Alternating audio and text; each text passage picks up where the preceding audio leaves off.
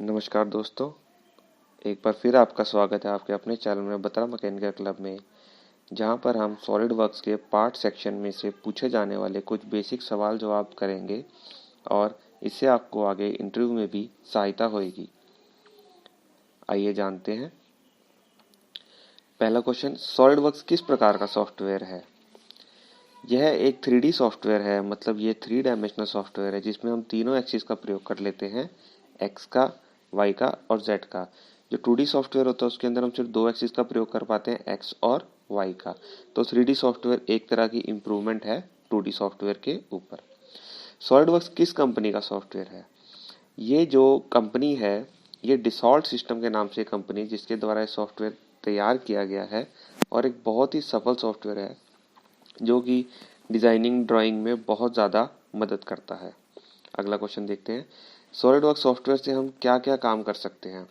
इसे हम basically software के अनुसार तो 3 प्रकार के काम कर सकते हैं।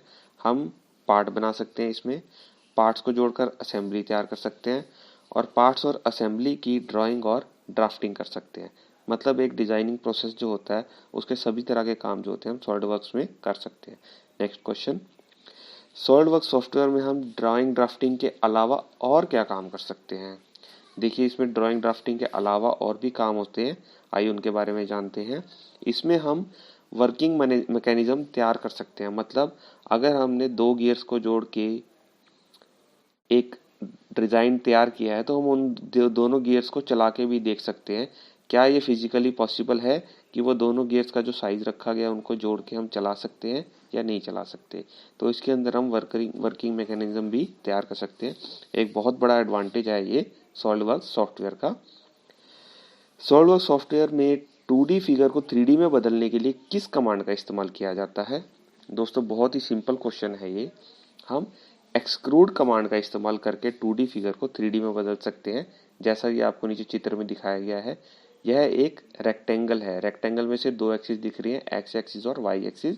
ये एक 2D फिगर है। हमने इसको फिर एक्सक्रूड कमांड की इस्तेमाल से हमने इसको क्या करा, 3D के अंदर कन्वर्ट कर दिया।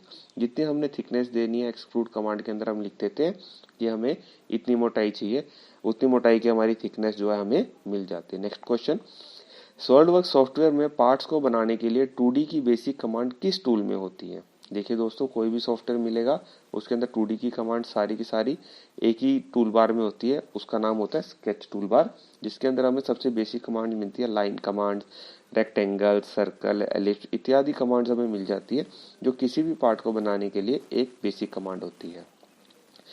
सॉलिडवर्क्स सॉफ्टवेयर में ज़्यादातर किस प्रकार की इंडस्ट्री में इस्तेमाल किया जाता है? ये सबसे ज़्यादा जो होता है हमारा मैकेनिकल कंपनी में ही इस्तेमाल किया जाता है। क्यों किया जाता है? जहाँ पर रोज़ के रोज़ नए डिज़ाइन आते हैं, रोज़ के रोज़ नए मॉडल आते हैं, पुराने मॉडल में चेंज होते रहते हैं, पार्ट्स के डिज़ाइन चेंज होते रहते हैं, तो ऐसी कंपनियों में ही सॉलिडवर्क्स जो होता है वो यूज़ होता है। नेक्स्ट क्वेश्चन देखते हैं। 3D सॉफ्टवेयर में किसी भी पार्ट या असेंबली को सेव करने के लिए एक स्टैंडर्ड फॉर्मेट का इस्तेमाल किया जाता है, ताकि अगर हमें फाइल को किसी और फॉर्मेट में भी सेव करना है या खोलना है तो हम उस फाइल को खोल सकते हैं।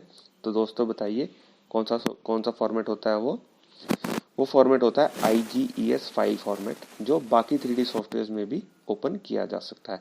मतलब सभी में तो नहीं, पर मोस्टली में कर सकते हैं हम उसको ओपन। सॉलिडवर्क्स सॉफ्टवेयर की सबसे बड़ी खूबी क्या है?